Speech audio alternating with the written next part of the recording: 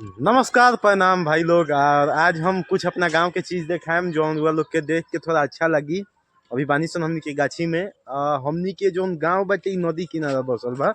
यानी कि समझिए सकतनी जोन गांव नदी किनारा बसल बाटे कितना खूबसूरत लागत होई और अच्छा लागत होई। देख सकतनी पूरा ही नदी बाटे है ना। पूरा लौकी आगे एगो पुल दिखाई दी रहा दिखाई देवत हुई। जूम कर देतनी थोड़ा पुल दिखाई दे दी। जूम हो भाई। हाँ देखिए पुल बटे पुल पर एकदम धाए धाए गाड़ी चल। यानी कि देखल जाओ तो हमनी के गांव बहुत ही मतलब सुंदर जगह पर बा काहे कि नदी किनारा घर रहल बहुत अच्छा के बात बाटे। और जब दहाड़ आवाला तब थोड़ा सा दिक्कत हो जाला। देखिए दहाड़ जब अभी पानी कहाँ बा तो हेजा बाटे। जब दहाड़ आई नू तो देखिए हेजा जी मतलब आगे तक है आम के पेड़ों तक चढ़ जाला।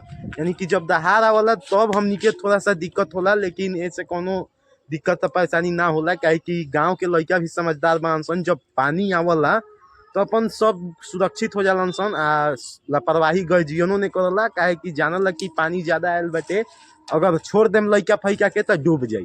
देख सकत नहीं घाट ह और इहे घाट पर जब पानी आ जाला तो नहायल जाला। देख सकत नहीं बहुत अच्छा अच्छा तरीका। थोड़ा पीछे होके तो लौकी इहे ह घाट। तो ये पानी एजा तक ले आ जाता है। ठीक बा पानी एजा तक ले आ जाला। ठीक बटे पानी पूरा एजा तक ले आ जाला। तो चलिए विदाई ले वतनी ब्लॉग से। अगला ब्लॉग में लोग से मुलाकात हुई। तब तक जय हिंद।